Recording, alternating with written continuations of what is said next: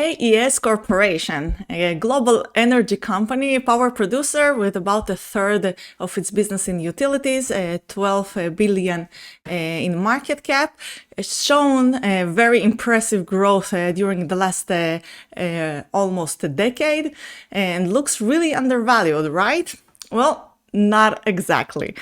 So I was beginning looking at the AES Corporation business, and they're currently in a transition period when they committed by 2025 to completely eliminate the usage of fossil fuel, of coal, and they're getting into renewables. So slowly and gradually during the past few years, their business has become more and more into renewables, wind and solar, and they're completely phasing out of their fossil fuel-based power production.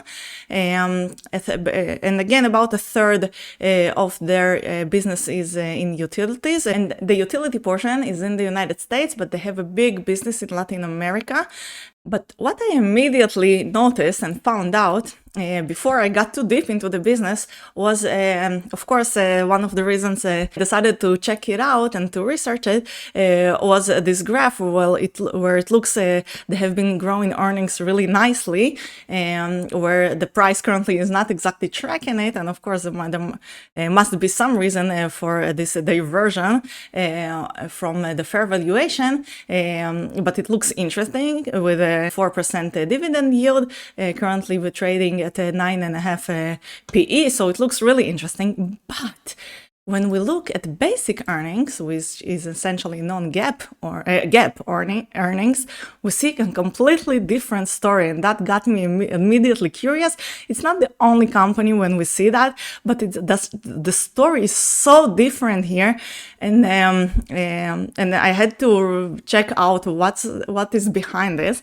So for this period, what is turning out is the company is impairing, writing off a lot of assets. If we look at the income statement from the last 2 years, we see that total revenues were flat, pretty much flat, and the operating profit was also flat. And out of 2.5 billion of operating profit, almost 1.3 billion went for interest expense because of their humongous debt that they keep on piling up. And a billion went for asset impairment, which is then added back, adjusted for the non-GAAP EPS, and that's how we get higher earnings. And I will discuss in a second how we should think about it.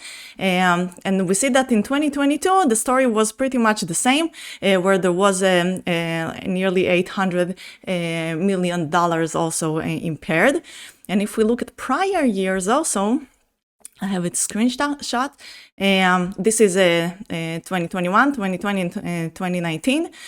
We see again that the operating income, we'll talk about it more. We'll see a graph soon, but the story is not exactly the growth story. I will get to that.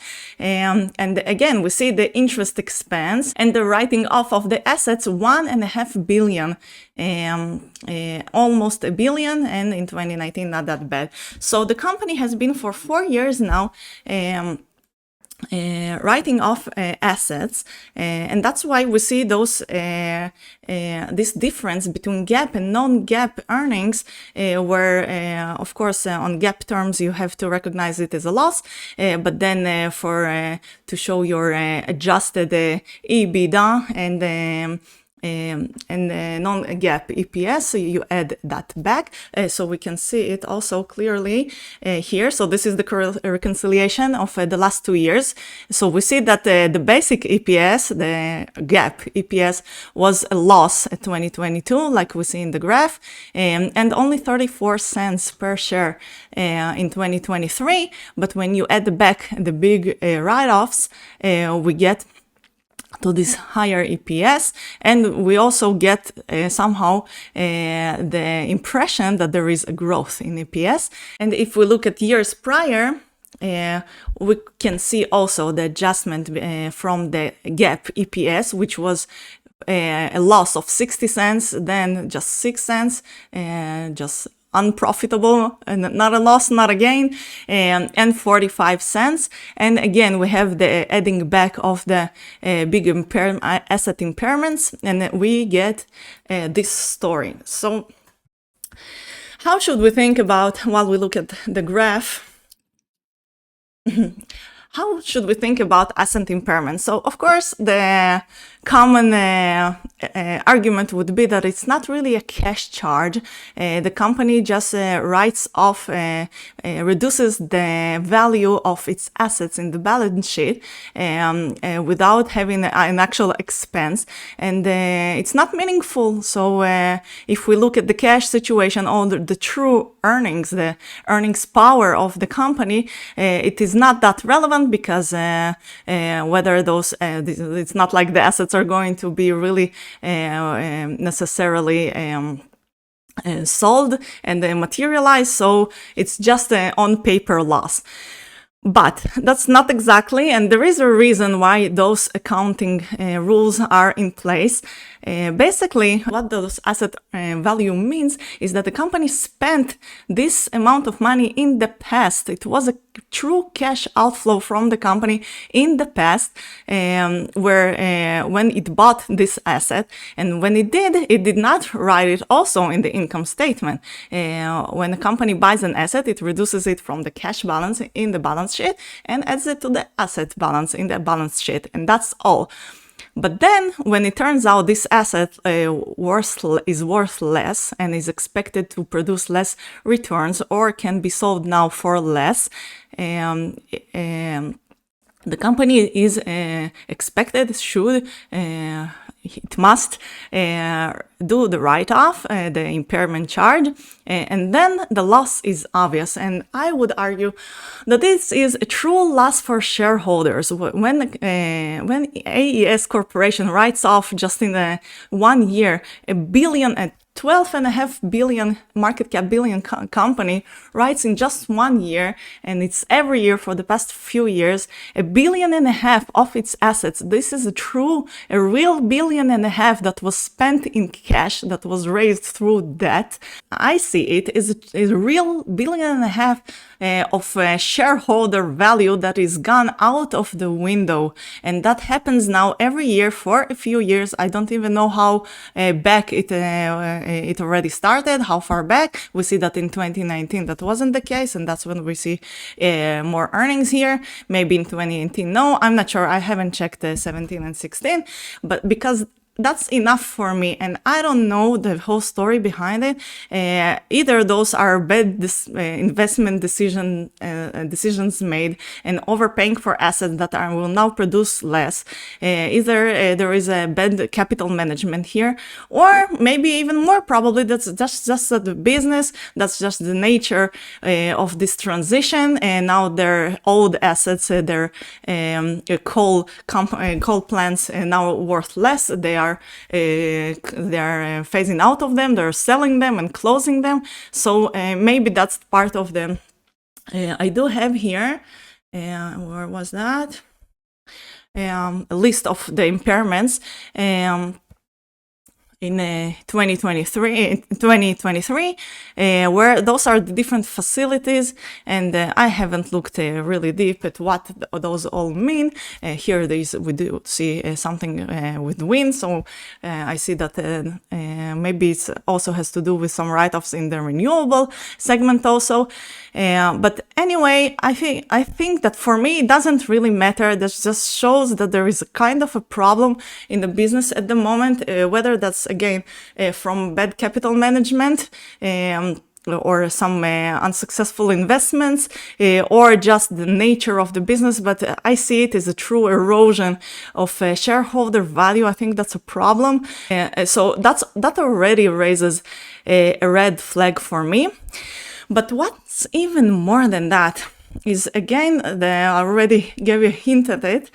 This growth story that we see here is not really there, and I find it so worrisome that we see this really constant pattern, really steady incremental increases in earnings, where de facto, when we look at the adjustments, see that the true earnings are not really growing at all. They're pretty, the EPS itself is pretty erratic, the net income. And then we see those additions, which just they're absolutely like all over the place, but eventually, magically, it turns out that we have this beautiful and very steady growth in adjusted EPS, and that's exactly what I am always scared of when I look. We see that here we see 1.36, then $1.44, then $1.52, then $1.67, and $1.76. But there is no pattern in all those numbers that lead to this, and just, you know, I am guessing you're already guessing what I'm suspecting here. But if we look at the true growth of the company, I use Guru Focus, we can look at the revenues of the company, the operating earnings, and the cash flows, which we will see in a minute, which are basically not growing at all. And I saw somewhere a graph, I think maybe on Seeking Alpha, where they show this, if you do like 5 years, it seems like there is a growth in revenue. But if I go back even more, they used to have a higher revenue already, and there were periods when it went down. I'm not sure what the story is. Maybe they spun off some of their business. Maybe it was a different business also. And then when we look at the operating income, we see a similar story. When there is not really a growth here, there is even a little downtrend, but I would say just no growth story at all. We look at the numbers of the operating income. And then we see the net income, and we see the high interest payments, those large impairments every year. So the story of growth is really, I think, is a red flag also. I would add to that they have a really high debt. They have a BBB minus rating from S&P. And again, a suspicion of mine, but I'm guessing that for Standard & Poor, it's pretty dramatic to declare a company like AES Corp in the junk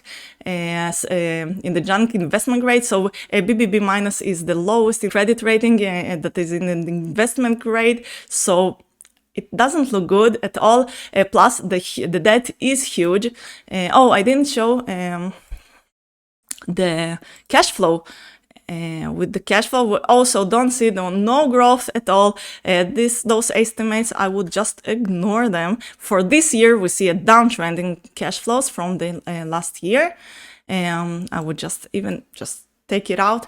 So we see no growth here. We don't see an undervaluation here also. It's trading just on this blue line, which is a 4.5 multiple of the cash flow. So really no growth. Very high debt, super high debt. If we look at the debt, it was even growing the past few years.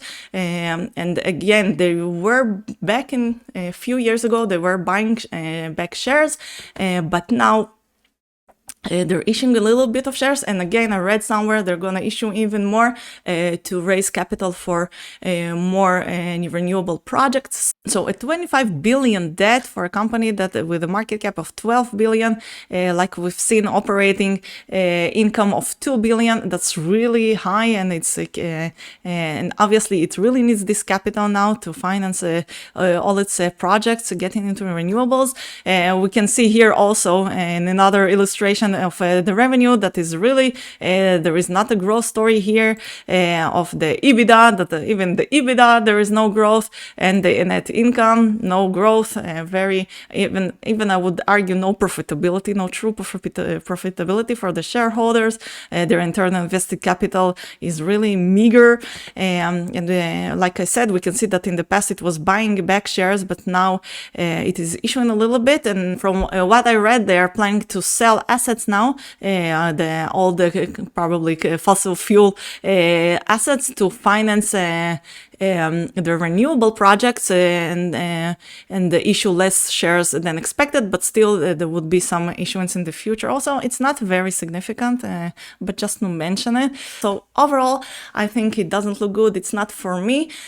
And I would also add the business risks where this transition, of course, AES is doing probably the right thing by transitioning to renewables, but we don't know what will be the economics of those renewables. There are so many risks where they have a higher installation cost, from what I understand, but the economics are still unknown. There will be so much puzzle pieces which affect how profitable this business of the wind and solar, specifically in terms of profit margins and price competitions and all the initial capital that is needed to build those facilities and integrating them to the grid, the maintenance costs, the costs of storing the energy, all the different policies and regulations and incentives and fines and everything that will happening already and will happen more in the future that would really affect the profitability of this business that we don't know currently. I mean, maybe renewables will be even more profitable than current coal-based electricity production.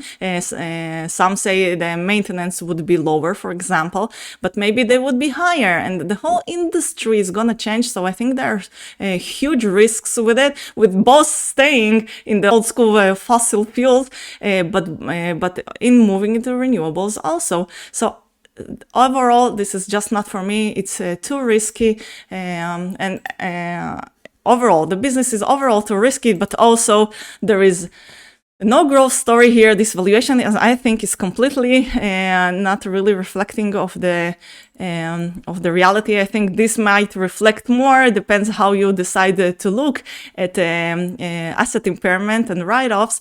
But maybe this even might be the true picture where there is no real valuation here. The 4% dividend I don't think is worth all the risks. With this company, I would maybe rather hold a utility, maybe that is not even an electricity, like I do have two gas utilities, which I talked about in my previous videos. I would look into water utilities that, from what I've seen, they are pretty highly valued, but I will check them out. And maybe a utility like